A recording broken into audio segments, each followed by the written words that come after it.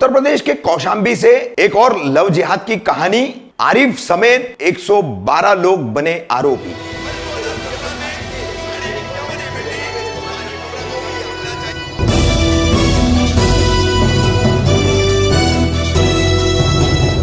मैं रफीक कामदार हिंदुस्तानी रिपोर्टर में आपका स्वागत है। उत्तर प्रदेश के कौशांबी जिले से एक और लव जिहाद की कहानी का खुलासा करने का दावा पुलिस द्वारा किया जा रहा है। इसमें आरोपी है मुख्य आरोपी आरिफ, जिसे पुलिस ने दोनों टांगों में गोली मार करके फिर उसको गिरफ्तार किया है। पूरा मामला ऐसा है, एक महिला है जिसका नाम है चंदा सिंह, जिसके 2 बच्चे हैं। 7 साल पहले उसके पति दुर्गेश की बीमारी के कारण मौत हुई। उसके बाद आरिफ से उसकी जान पहचान हुई, मेल मुलाकात बढ़ी, दोनों में प्यार हुआ। अब चंदा का यह दावा है कि आरिफ ने उसे खुद के मुसलमान होने की सच्चाई छुपाई, गुड्डू राजपूत ऐसा नाम बताया, घर पर आना जाना, लिव इन में रहना शुरू हो गया। वहीं 2 साल पहले जहां पहले चंदा रहती थी, चंदा सिंह मऊ में जहां आरिफ उसे मिला था, 108 एम्बुलेंस का वो चालक है और उसी के तहत इन दोनों की जान पहचान हुई थी। तो आरिफ के कहने पर चंदा का कहना है कि उसने सारी संपत्ति बेची और वो कौशांबी आकर बच्चों के साथ आरिफ के साथ रहने लगी। जब उसे आरिफ की असलियत का पता चला तो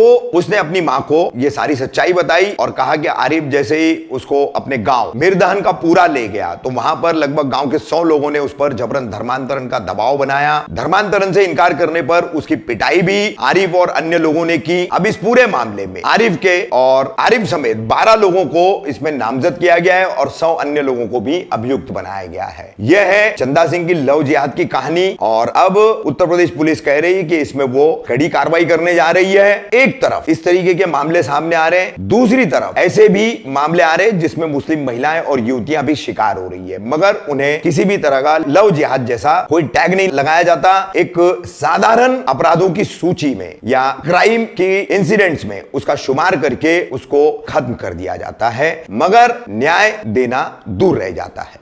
को मिर्जापुर बुलाए थे जबरदस्ती, मम्मी नहीं जा रही थी। मम्मी बोल रही थी मैं नहीं आऊँगी, तुम मेरे को तुम्हारे ऊपर भरोसा नहीं। हर बात पे दवा खिला दिया करते थे, ज़बरदस्ती बुखार होता था तो किसी और चीज़ की दवा खिलाते थे, इंजेक्शन लगा देते थे खुद से। और फिर मम्मी को बोल रही थी मुझे तुम्हारे ऊपर भरोसा नहीं है, मैं नहीं आऊँगी। तो फिर भी बुला के लेके गए। फिर वहाँ 4-5 दिन थे, बात नहीं करवाते थे हमारी मम्मी से। हम अकेले थे यहाँ पे, बात भी नहीं करवाते थे कभी।